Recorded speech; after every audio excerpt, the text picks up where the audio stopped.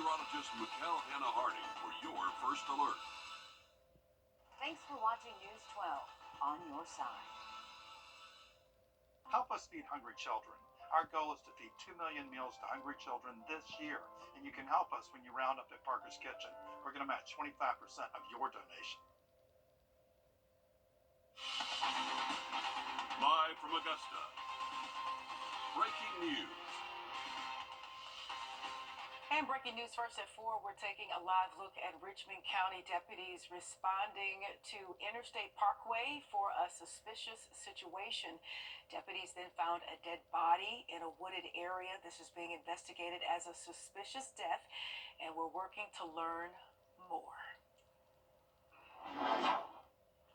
Well, as we started at weather, we're looking at the time off this week coming up. All right, we'll stand by, Mikkel. Thanks so much. Several schools are returning to normal schedules tomorrow after many either canceled classes or held e-learning days.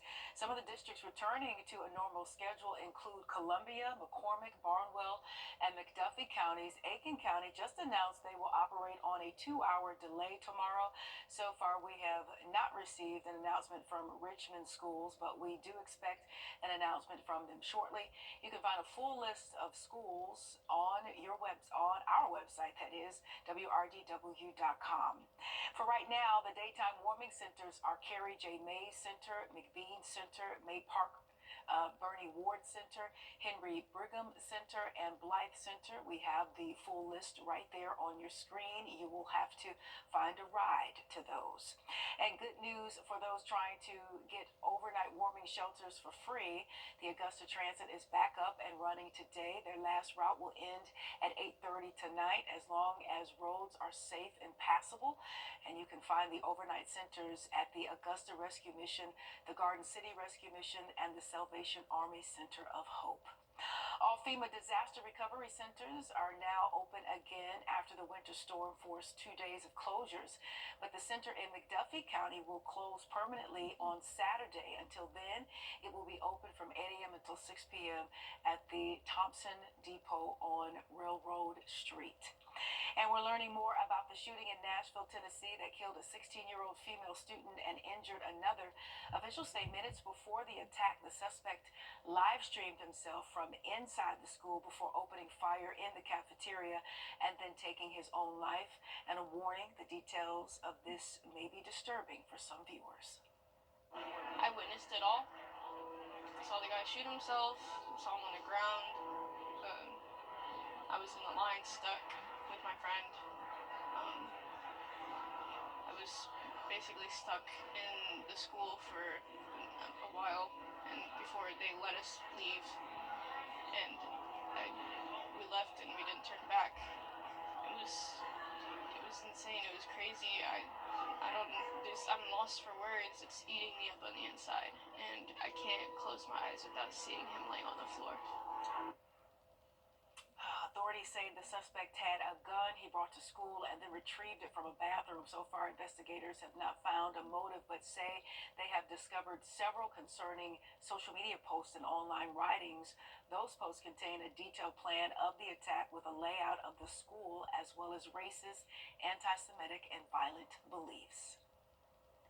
An 18-year-old who stabbed 3 girls to death at a Taylor Swift-themed dance class in England is now sentenced to 52 years in prison. Axel Wrdw was not able to receive a life sentence as he was under 18 when the crime took place. Shifting gears here, the nominations for the 97th Academy Awards are finally in. We'll show you which films took home the most nominations after this. But first, let's check in with Mikkel. Well, it's going to be cold yet again for tonight. We're looking at temperatures getting down towards the 20s. We'll look at your forecast in more detail coming up next. Time and temp, brought to you by your First Alert weather team. This is not you. More breaking news for you here first at 4. Richmond County deputies are searching for this 15-year-old. Deputies say Tristan Gibb was last seen on January 4th, leaving his home on Watkins Street. He was last seen wearing black boots, blue jeans, and a black hoodie. He is known to be in the area of Crawford Avenue, Fenwick Street, and Cleveland Street. If you have any information, please call the Richmond County Sheriff's Office. Well, thank you for that, Courtney. We're taking a look here yet again towards Clarks Hill Lake from our New study finds those with certain neurological conditions could see a difference in their long-term health. We'll show you how that can affect you coming up. We are looking at some cold nights continuing, and then we do get a little bit warmer by next week. We'll look at it in your 7-day coming up next. First Alert Radar, powered by Jim Hudson Automotive Group. Does your home have wall cracks? And we're back with breaking news. First at 4, we're taking a live look now at a crash on the ramp to I-20 westbound from Washington Road involving an 18-wheeler. Officials have closed that ramp to traffic, and we're working to learn more. Kind of a serious-looking scene there, and we'll definitely keep you updated on any closures, how that's going to affect traffic, especially as we move into the rush hour, and if there's any injuries involved, we'll keep you posted. My goodness.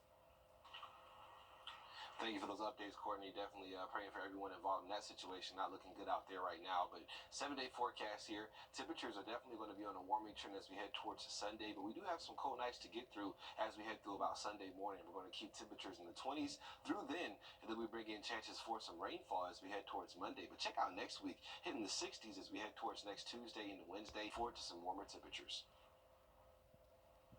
All right, thank you so much, Mikkel. In today's edition of Grant Me Hope, we'll meet Joshua and Garrett. Joshua enjoys golf, tennis, and reading, hoping to work as a welder in the future. And then Garrett enjoys reading video games and computers, hoping to be a YouTuber when he's a little bit older. They're both looking for a forever home.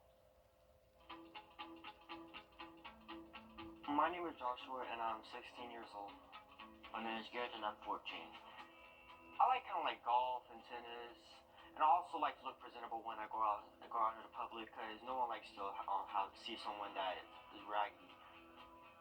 And I like to read books, play video games, and I like dogs and cats. I like video games a lot. I love AI. I read books sometimes. I was thinking of probably going to the military or probably getting a good paying job, like welding. I've always been good with my hands when I was younger. I used to put puzzles together, memorize it. It's pretty nice, being able to use your hands for something. The reason I want to get a doctor there is because I don't want him to be alone. I want him to experience what it's like to have a brother that actually cares for him and someone that actually wants to joke around. Sometimes I'll argue with, but most of the time you get along with. When we do have time together, we just sometimes we play jokes. Sometimes we just be in our own world, talking about talk about other things that we didn't even know about each other. One time my brother used to play on a trampoline. Sometimes he used to trip on a trampoline and fall flat on his back or front. Yeah, it used to be very hilarious when he does it. One time when he fell, I started laughing and he got off the trampoline and started chasing me around the yard. Cool characteristic about my brother is his imagination. It's pretty vivid. I've never thought someone could think like him, like he can. He's supportive. Maybe not that. I'm supportive. We are looking to be adopted together. My name is Joshua. My name is Garrett. And we're looking for a forever home. All right, brothers and best buddies there. If you would like to learn more about Joshua or Garrett or any of the other young people we feature, head to our website and search Grant Me Hope.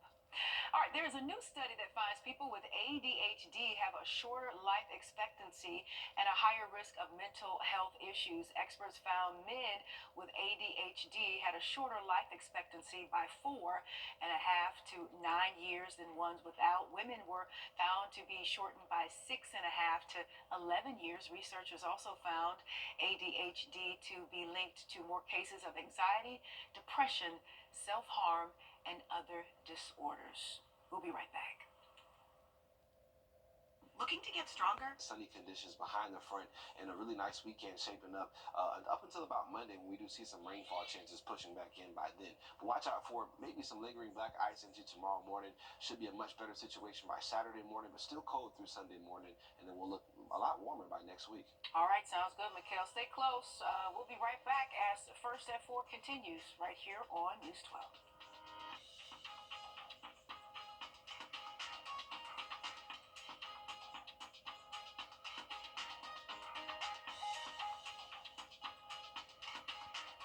I got to know Austin when he was a student. I just remember that he was just an upstanding young man, very respectful. When I had my car accident, I thought to myself, I'm going to call Austin Jackson. As we sit here today, I'm thrilled to hear that you're feeling much better. That's how I want to see people in the end. They're back to the way they were before the wreck happened. I'm so glad you called us, and it's a privilege to be able to pay back the people who've helped shape me. Create your... Okay, thanks, McKellen. We did mention those icy roads, and officials continue to warn about that. Burke County deputies sharing pics of black ice on winter roads and right along Highway 24 south at Old Sardis Road, and they're warning about icy patches and buildup on the roads. The Aiken County Sheriff's Office says the majority of the roads in the county are drivable, but there are icy areas like this area on Jefferson Davis Highway. The eastbound lane of Walton Way from Johns Road to Millage Road is closed because of ice covering both lanes along with Calhoun Expressway. So continue to use some caution out there. After Hurricane Helene last year and the extreme cold weather this month, homelessness levels are projected to be at a high, with 15 shelters in the area. Each needs help with donations, including toiletries, canned foods, and sleeping bags. Your Kennedy Payne will have more on this coming up in just 30 minutes. Firefighters in Southern California are expected to get some rain relief in the days ahead, but depending on where it falls and how much, it could unleash a different kind of threat on residents who've lost everything already. Laura Aguirre has more. Thousands of firefighters, battle-worn by weeks on the front lines, continue to fight for total containment of multiple fires today, with a weekend forecast that could bring rain relief and a possible new threat. Forecasters say more rain could fall across Southern California before Monday than it's had since last June. The needed rain brings with it the risk of mudslides and possible flooding, prompting CAL FIRE to fill pallets of sandbags for distribution to residents in the fire-scarred areas, where there's precious few trees, structures, and vegetation to handle the rain. A new wildfire erupted Wednesday, the Hughes, which ignited north of Santa Clarita Wednesday, and so far has burned over 10,000 acres. At one point, over 50,000 people were under evacuation orders or warnings. As long as there is active flame, we will constantly be reassessing on where the evacuation warnings and orders need to be. With the Hughes fire, location helps. We're fortunate because we can dip right out of Castaic Lake, so we've got a lot of water up there. A water access and wind advantage over the firefights to the south. It's nowhere near what we saw over in the Palisades and Eaton Fire with 80 to 100 mile an hour gusts. Those two blazes, the most deadly and destructive of the fires this month, are both over 70% contained this hour, and recovering residents there are waiting to see what the weekend of rain ahead will bring. I'm Laura Aguirre reporting. And stay with this story for a moment. A California national aircraft temporarily outfitted with a firefighting system is operating over the Hughes blaze today. The aircraft can drop up to 3,000 gallons of fire retardant in less than 5 seconds and can be refilled in less than 12 minutes, and we continue to hope for the best. If you have a space heater in your home, you might need to check this out. Thousands of Wrdw VH2 whole room heaters sold on Amazon are being recalled. The heater's power cord could partially detach from the heater enclosure, possibly leading to damage, electrical shock, or maybe even fire. Now, the heaters were sold between August and October of last year. If you have one of these heaters, stop using it and contact the company for a free replacement. And 3 Richmond County magnet schools were recognized by the Magnet Schools of America for Merit. C.T. Walker Traditional Magnet Schools and the John S. Davidson Fine Arts School were awarded the National Merit Excellence Awards, the highest recognition. A.R. Johnson Health Science and Engineering received a National Merit School of Distinction Award. That's the second highest recognition, and congratulations to them all. Day 1 of the St. Croix Bassmaster Tournament is postponed tomorrow. Officials say the ice on the roads and temperatures are the reason why. Now, the tournament is expected to start tomorrow morning at Wildwood Park in Appling. The full field of competitors are expected to compete tomorrow and Saturday. And tonight, a staple of the CBS News team will step down from their position. We'll show you who is leaving the anchor desk coming up, Mikhail. Wow, looking forward to seeing who that may be. And we definitely are looking at a record that was tied this morning, hitting the low of 16, and still some cold warnings to go. We'll look at it coming up next. Don't make them inherit your final expense tab, too. Johansson Sporting Goods is locally owned, family operated, and has been Augusta's first choice for athletic equipment, apparel, and footwear for over 50 years. Specializing in team sales, we carry trophies, offer in-house engraving, and specialize in screen printing and embroidery. We're going to take you on the journey of Charlie Scott, the first black scholarship athlete at the University of North Carolina. Saturday, February 1st on WRDW. And breaking news first at 4, we're taking another live look at the crash on the ramp.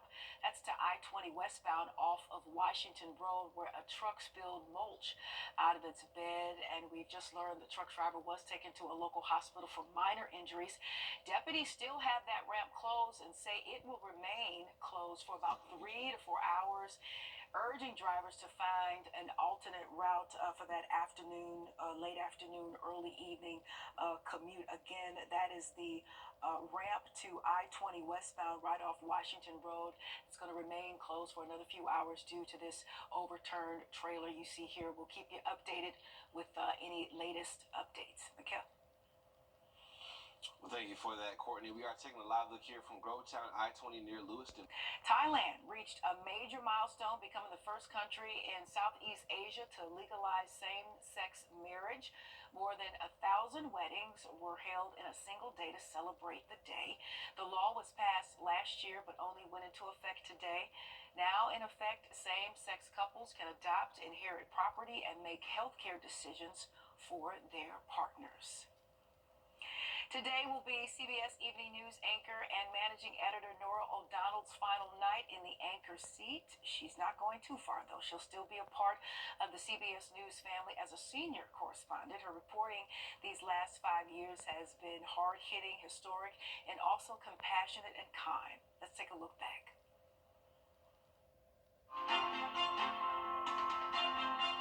I'm Norah O'Donnell, overlooking the Vatican. Virginia, Your Holiness. What an honor. We're on a Navy MH-60 helicopter right over the Red Sea, and we are heading to the USS Mason. It's just unlike anything I've ever seen before. It's like an ashen moonscape. We're here on one of the largest warships in the world. Vice President Kamala Harris is hours away from officially becoming her party's nominee. Tonight, the U.S. Army is responding to our exclusive CBS News investigation into sexual assault in the military and acknowledging they must do better. How many of you think there needs to be something massive that happens, like a Me Too movement for the military? If I'm a parent in your state, I'm like, what's Congress doing? Why are you taking so long? Tonight, a special edition of the CBS Evening News from the Republican National Convention here in Milwaukee. Something we noticed as air raid sirens went off here in Tel Aviv. Strangers helping strangers. People we don't know, but still they made sure everyone got to safety. Who loves swimming? You're the first woman. I am the first woman. When does your painting go up? I'm Norah O'Donnell. Well, of course you are. And you're You not. think I don't know that? History of space has always been about the journey, the dream, doing the impossible. And the journey has been so much fun. Superman! And that is tonight's CBS Evening News. I'm Norah O'Donnell. Good night. And starting Monday, the CBS Evening News will be anchored by John Dickerson and Maurice Dubois. You can watch it weeknights here on CBS. And one man is trying to keep the legacy of his wife alive doing what she loved. We'll show you how he's passing her craft on to a new generation that's coming up after this. It's going to be a frigid night again for tonight as temperatures dip down towards the 20s, maybe even some spots in the upper teens again. So we'll talk about it coming up next. Ready? All right, thank you, Mikhail. One man is working to keep the memory of his late wife alive, helping to pass on the craft of quilting that she loved so much. Joe Carroll has more in today's The Good Side. Tom Estelle finds comfort from a quilt his late wife Peggy made for him. She's able to finish it all except for the binding. A prolific quilter, she died of desmoplastic round cell carcinoma, an extremely rare and aggressive cancer. Peggy was just 47. She inscribed her last quilt to Tom. From my heart, for all time, with my love. When she took her last breath, I immediately whispered in her ear. A loving farewell and then a loving way to remember her. And her quilts were always simple. At Christ the King School in Rutland, Tom leads a most unusual club. She did all the quilt, the whole quilt, by hand. She never used a machine. The quilting club is to both honor Peggy and to make a blanket for a newborn in the area. Tom, a former science teacher, is now a longtime foster grandparent at the school. I've carried them with me for over 25 years. You know, they were such a big part of Peggy's life. Tom couldn't bear to throw out the fabric. Oh, green? You guys want to go green? 4 8th graders, Kenny O'Rourke, Tessa McGee, Anna O'Brien, and Brooklyn Werbensky, will pick up the needle after the holidays and make their own creation. So it's going to look like this? This pattern? Yeah. What do you think? It looks good. I like it. They all know of Peggy's passing. I feel like it's very nice that he gets to share this with us so that we can go on to do it. Do you quilt? No, I do not. But I'm learning how. I'm learning how to quilt this year. And so we haven't really done one incorporating green yet. So you've done one before? We've done 2 before. 2? You're veterans. Yes. Peggy made hundreds of quilts in her lifetime, giving them all away. She worked at the Rutland Regional Medical Center. She was a no-nonsense nurse, very, very, very good at what she did. Peggy was my hero. Go to the very end. So she just could not do it anymore. She died on Christmas Eve, 1998. Even after 25 years. So, things will come up, memories. And I have these kids here that bring out such joy. There's 3 boxes of material. The hope is to make use of every last piece. Tears will be coming to my eyes on that one. Oh. But for now, Tom carefully puts back the fabric.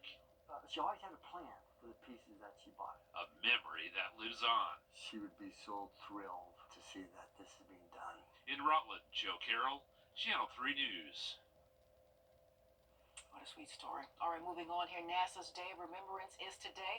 The event honors the astronauts who died in the pursuit of space exploration and discovery, specifically the crews of Apollo 1, Challenger, and Columbia.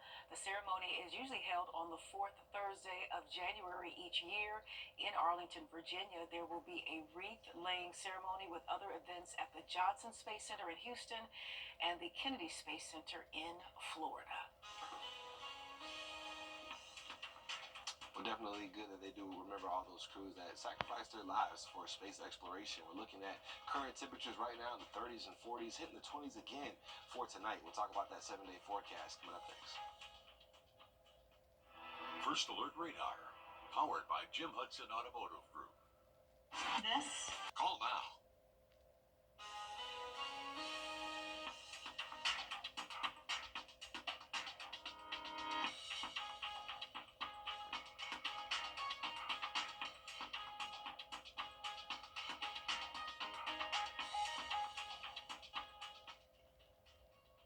We're taking a live look from Grovetown one more time, just looking at some of this snow on the ground out there. So those sheltered and shaded areas are still going to have ongoing concerns for black ice, but we have seen a lot of melted snow continue for today. But temperatures are now falling, so we're in the 30s here in Augusta. West-northwest winds at about 7, and those winds are going to go calmer for tonight and allow those temperatures to fall even more as we do keep a few clouds around, though. So we should be able to see most areas staying out of the teens for tonight, but definitely still some areas that could touch the upper teens briefly as we head towards tomorrow morning. We have a cold weather advisory in effect, though, for Millen, Sylvania, and Allendale for those wind chills that could get less than 20 for tonight. And looking at current temperatures right now across the area, we can see a lot of 30s starting to pop up, even as far south as Riceville and Johnson County, Waynesboro and Burke County, and even Barnwell and Bamberg, both in the 30s right now. So we'll continue to see temperatures falling and get close to freezing as early as about 8 p.m. for tonight. And then before midnight, we could see some spots in the 20s. So moving past midnight through sunrise tomorrow, we're talking about at least a 6-hour window of those temperatures staying below 28 degrees. So if you have had piping issues in the past with pipes freezing with temperatures like this, it wouldn't hurt to let your faucets drip for tonight. But across the area, as I mentioned, a lot of us in the low 20s, maybe even some upper teens can't be ruled out for tonight. By Saturday, we see a little more sunshine. We're warmer by Sunday. Some rain moves in for your Monday, and then we're hitting the 60s by next Tuesday. Thank you, Mikhail. It is shaping up to be a busy time in the newsroom this evening. Meredith Anderson and Riley Hill are here for you live at 5. Have a good evening. We'll see you soon. It's the coldest time of year in the CSRA. To stay up to date on anything winter weather to severe weather, download our First Alert Weather app to get the most accurate forecast in our area. If you're watching